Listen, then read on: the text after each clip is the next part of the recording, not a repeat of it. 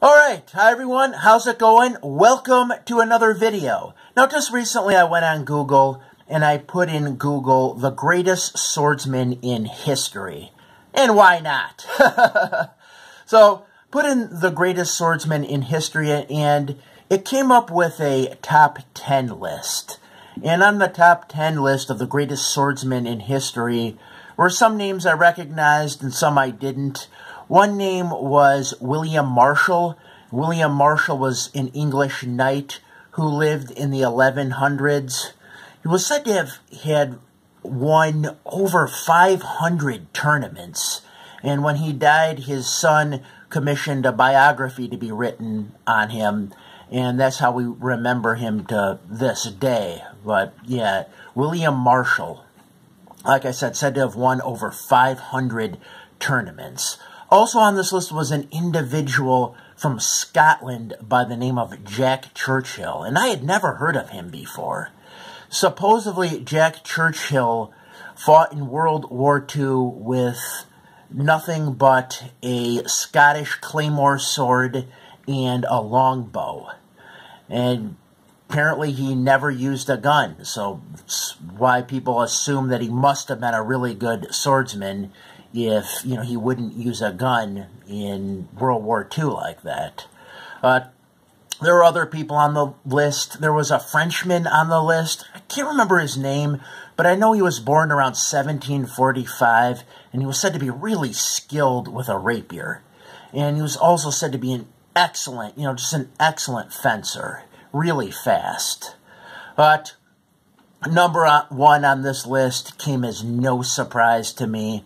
Number one on this list of the greatest swordsmen in history was none other than Miyamoto Musashi. And that is who I'm going to do this video on. Miyamoto Musashi. Now, like I said, Miyamoto Musashi is regarded as the greatest swordsman of all time. Just like some background info on Miyamoto Musashi. He was born in 1584 in Japan. He was a samurai. And he died in 1645. So, just to kind of put things in perspective in terms of like American history, Miyamoto Musashi would have been 36 years old when the Pilgrims landed on Plymouth Rock. So, yeah, he lived centuries ago.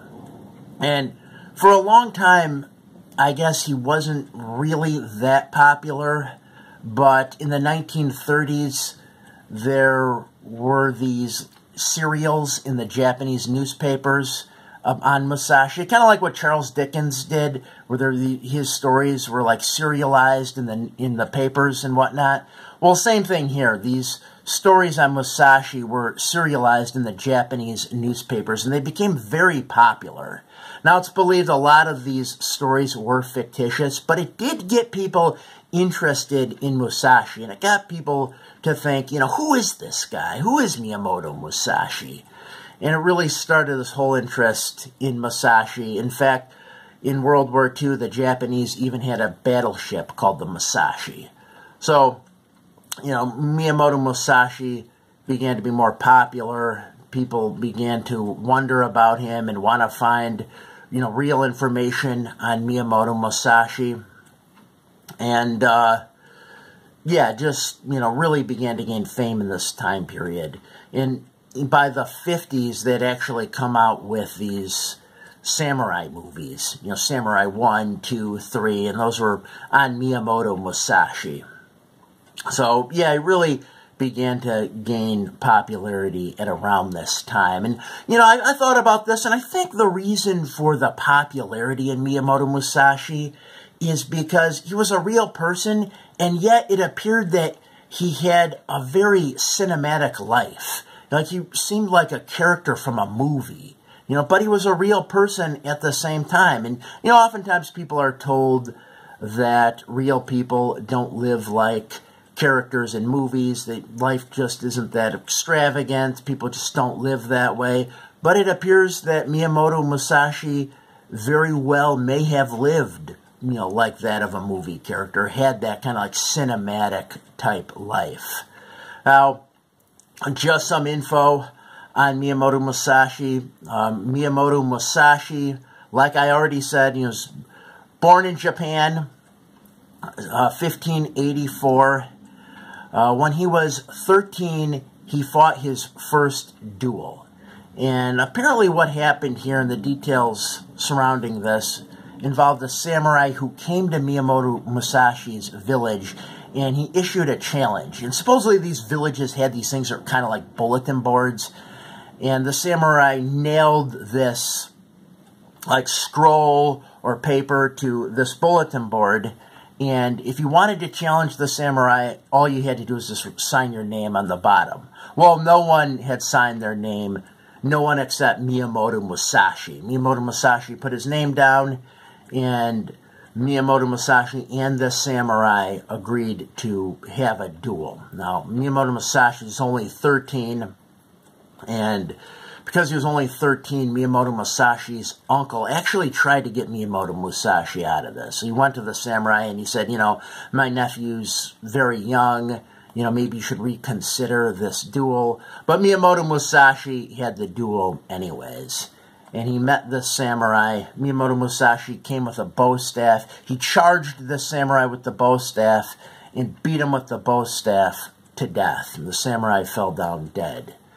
And after this, Miyamoto Musashi left his village and went into the wilderness, where he really began to perfect his techniques. He really developed a lot of discipline and a lot of skill with the sword at this time. But in addition to this, Miyamoto Musashi was also skilled in jiu-jitsu as well. So a lot of times sword fighting would be very rough. If you see Game of Thrones, you could see this, where sword fighting would be very rough a lot of the times. And there were situations you could get into a sword fighting where you'd be able to grab a hold of your opponent, and because your legs were free, you could throw your opponent with your legs. So Miyamoto Musashi was also skilled in jiu-jitsu, and what he did kind of would have looked a lot like modern judo. But yeah, he also really perfected his sword techniques at this time. And then after 4 years, he emerged from the wilderness, came, out of the forests, and he began to travel around fighting duels. Now, altogether, Miyamoto Musashi would fight over 60 duels, and he was never defeated. He also fought in 6 battles. But you hear a bit less about the battles he fought in. I know one battle he fought in was actually quite famous. It was the siege of Osaka Castle. And Miyamoto Musashi was on the winning side in this battle. But sometimes Miyamoto Musashi would be on the losing side, and he would become an outlaw, and he would have to flee. And he traveled around, just fighting these duels. I know there was one duel he fought where he fought an individual who used a weapon that was like a sickle with a chain attached to it. And he would swing this chain around and then throw it. Well, he fought Miyamoto Musashi in a duel.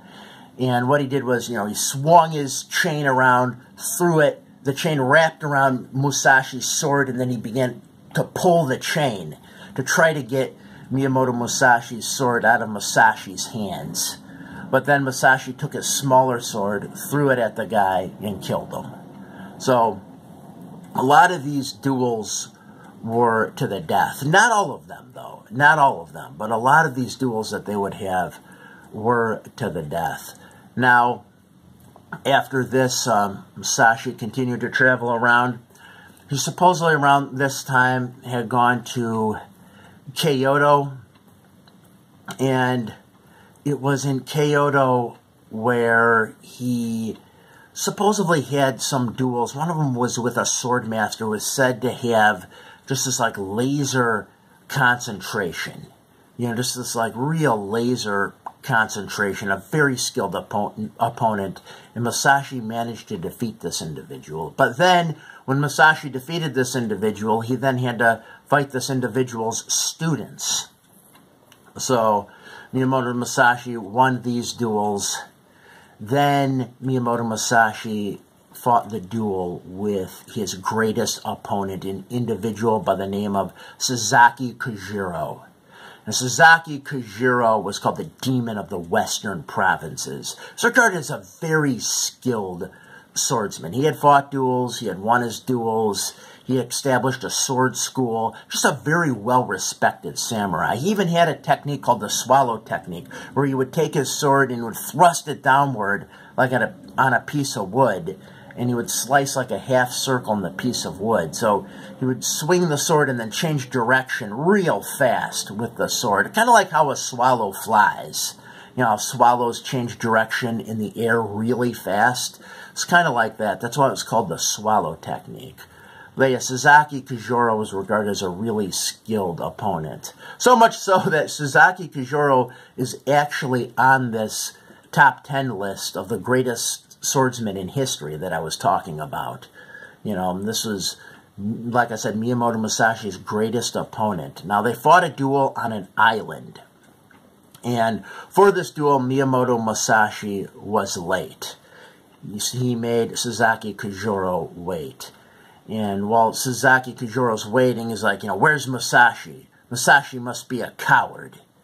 You know, but really, Sasaki Kojiro was kind of relieved because he felt like he felt, okay, well, Musashi's not here. Now I don't have to fight this guy. You know, he felt very relieved. But then just as he felt that, Miyamoto Musashi showed up. You know, Miyamoto Musashi was usually depicted as being very unkempt, usually didn't shave that often, and he's usually depicted as wearing clothes that were kind of tattered. Some say he didn't bathe, but as far as I know, it's never been verified. But Miyamoto Musashi showed up to this duel. Like I said, he showed up late. Sasaki Kojiro took his sword out of his scabbard, and then Sasaki Kojiro threw his scabbard in the water. And Miyamoto Musashi looked at Sasaki Kojiro and said, "Oh, Sasaki, you've already lost." Because why would Sasaki Kojiro throw away his scabbard if he felt he was going to win? Probably in his mind, Sasaki Kojiro felt that he wasn't going to be able to beat Miyamoto Musashi. And you know, he would have been right. You know, he wasn't going to be able to beat Miyamoto Musashi. And like I said, this duel is very famous. You could find reenactments of it on YouTube. But supposedly it started in a stare down where they both were staring each other down. Sasaki Kojiro thrusted his sword at Musashi. Musashi either ducked or parried. And then Musashi swung his sword. And I should mention, the sword Musashi was using was actually an oar that was carved into the shape of a sword. But Musashi then swung his sword and hit Sasaki Kojiro on the head, and Sasaki Kojiro fell down dead. So, yeah, Miyamoto Musashi wasn't even using a real katana sword. He was using an oar that he had carved in the shape of a sword. And yeah, this is Miyamoto Musashi's most famous duel. Like I said, there are reenactments that you could see on YouTube. Now, after this duel, Miyamoto Musashi then supposedly had a few more duels, but not a whole lot is known about these duels. Miyamoto Musashi then retreated to a cave. Supposedly around this time, he was said to have started a sword school, and he also supposedly, I believe, had some disciples as well. And it was here in this cave that Miyamoto Musashi retreated to where he wrote his book, The Book of Five Rings. Now, I first came across the Book of Five Rings when I was in college. A friend of mine was reading it, and I asked him if I could read it, and I did. And I remember being really intrigued by it, really intrigued by Miyamoto Musashi. Now, a lot of it is like a kendo training manual or a sword training manual, but the strategies in the Book of Five Rings could be implemented to virtually any situation. In fact, Japanese businessmen often read this, and they could use the strategies and concepts in the Book of Five Rings to apply to virtually any situation that they would be in. So, yeah, really, very useful book. And a lot of different things he talks about in the book. I actually have some quotes from the book right here. I could read a few of them. One of them is, "Perceive that which cannot be seen with the eye. Do nothing which is of no use. Generally speaking, the way of the warrior is resolute acceptance of death. All things entail rising and falling timing. You must be able to discern this. You win battles by knowing the enemy's timing and using a timing which the enemy does not expect. Study strategy over the years and achieve the spirit of the warrior. Today is victory over yourself of yesterday. Tomorrow is your victory over lesser men." So those are some famous Miyamoto Musashi quotes. There's also another one that goes something like, if one truly understands the way, one can see it in all things. And that's a very interesting quote, isn't it? And what is Miyamoto Musashi talking about here? Is he talking about pattern recognition, or is he talking about something deeper than that? Who knows? But yeah, definitely an interesting quote. There's other strategies in the Book of Five Rings. Miyamoto Musashi talks about not telegraphing your techniques, not letting your opponent know what you're going to do, not letting your opponent know what you're thinking. He also talks about situations where you might be in a stalemate with an opponent. You might be kind of equally matched, and when this happens, you have to switch things up, and you have to implement other techniques and strategies. So he does talk about that as well. He also talks about charging an opponent with your sword and then stopping on a dime right in front of him, and then your opponent will reveal whatever move he was going to do, and you could counter that.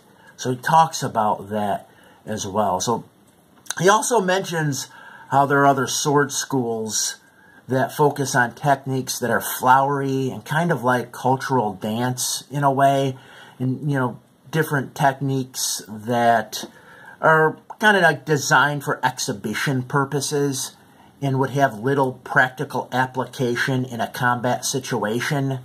So in a lot of ways, Miyamoto Musashi kind of does sound a bit like Bruce Lee here, because Bruce Lee talked about that in, with, Jeet Kune Do, right? Bruce Lee talked all about, the direct line, and that in a real combat situation, you have to use what works, and sometimes what works is not very flashy and flamboyant. So Bruce Lee talked about that. And Miyamoto Musashi seems to talk about the same thing. So it's very interesting how there are some similarities between Miyamoto Musashi and Bruce Lee. But, ultimately, Miyamoto Musashi would die 1645. He ended up dying of cancer, it was. But, yeah, just became really famous. This Book of Five Rings. It's a quick read. You could find it a lot of places. I believe you could get it on a Kindle. I'm not sure if it was free or if it was a couple dollars. I can't remember. But, yeah, a lot of things Miyamoto Musashi talks about. He also seems to really, emphasize getting, really good at something. That the way to happiness is to get really, really good at something. So you do have that with Musashi. But he also advocates balance at the same time, that you need to be balanced. That you need to have a balance between the physical, like Miyamoto Musashi did. The physical, he was a great swordsman. The intellectual, he wrote the Book of Five Rings. And the artistic. Miyamoto Musashi was also a great painter. And here's a picture of one of his paintings right here. As you can see, this is a picture of a kingfisher on a dead branch. It's quite famous, and I think it's very good. This is a very good painting. But yeah, it's a painting he did, Kingfisher on a Dead Branch. Did some others as well. Here's another painting Miyamoto Musashi did. As you can see, it's a painting of a bird. I actually believe this type of bird is called a cormorant. And I know they're found in Florida. I didn't know they were found in Japan as well, but I guess they are. But yeah, this is one he did of what looks like a cormorant.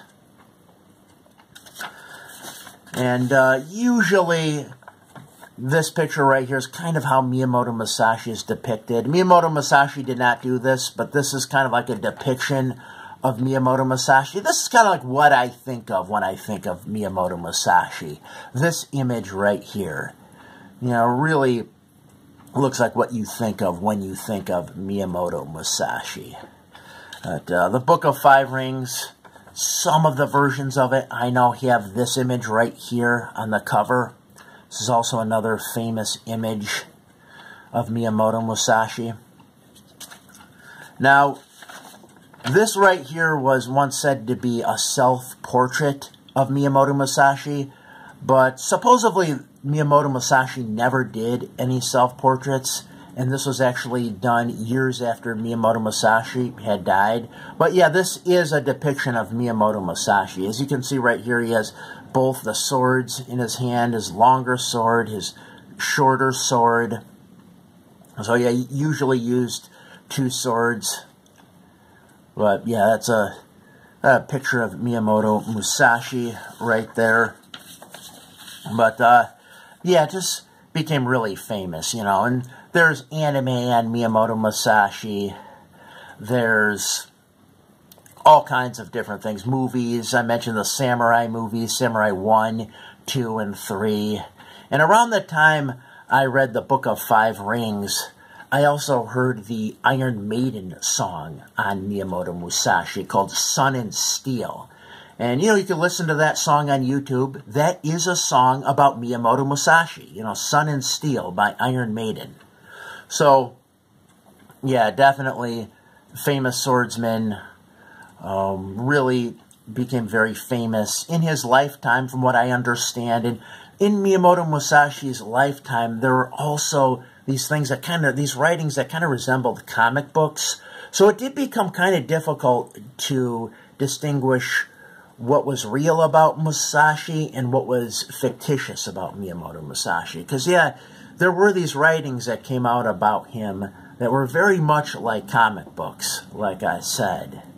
But, yeah, just very skilled samurai, you know, that's for sure.